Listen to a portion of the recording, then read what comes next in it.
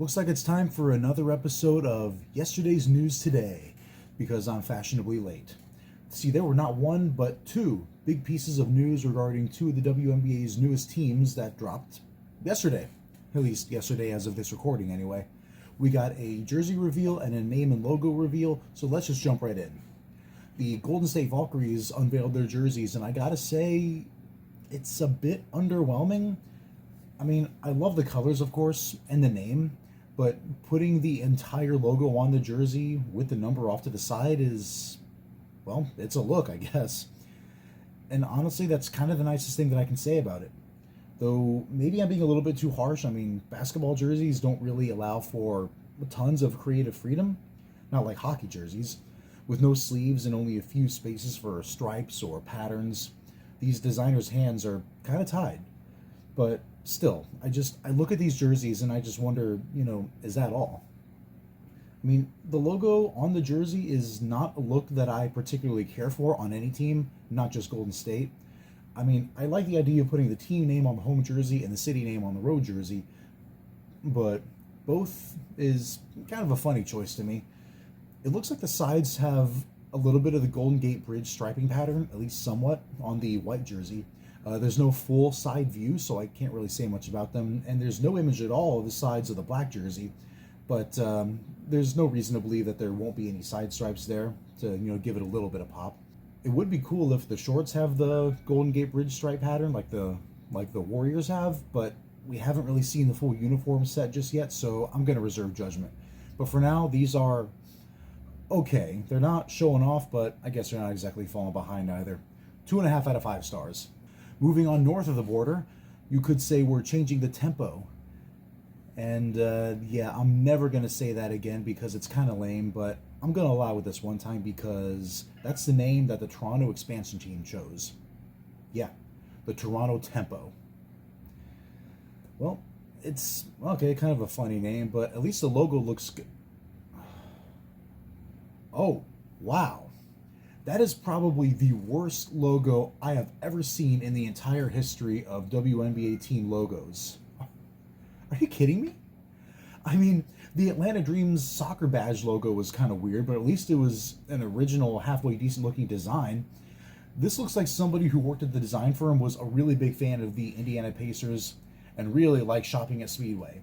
And I will admit, being an Ohio resident, I like Speedway too. I'm surrounded by them. But come on, this looks like a minor league logo from the early 1990s. So according to the team, the Tempo logo features 6 motion lines, which the team says represents Toronto's 6 boroughs, the 2 common area codes, 416 and 647, and 5 players on the court, plus a 6th for the fans. Its colors, as described by Nike, are hydrogen blue and Bordeaux. Well, I mean, those are certainly color names.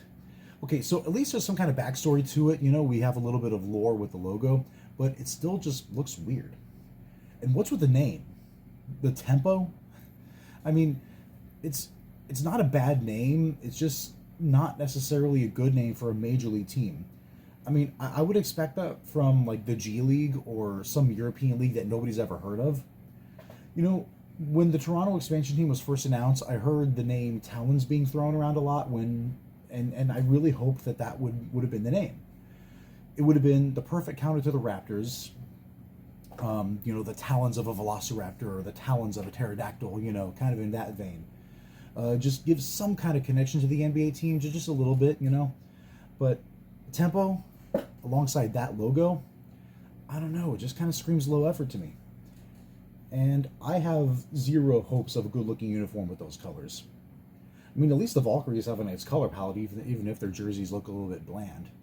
And one other thing about the Toronto Tempo name that I don't think I'm going to be able to get over is, so I'm a fan of all sports. My favorite hockey team is the St. Louis Blues. And every single time the Blues lose a game, you always have some idiot fans on Twitter or, elsewhere on social media. Anytime they lose, there's always that one person who has to go, well, I guess that's why they call it the Blues. Oh, someone's playing the Blues, huh? Ugh. And you just know that the Toronto Tempo, every time they lose a game, there's always going to be some stupid idiot saying something along the lines of, oh, the Fever really controlled the tempo. It's going to be something stupid like that, some pun or play on words that, any fifth grader could come up with.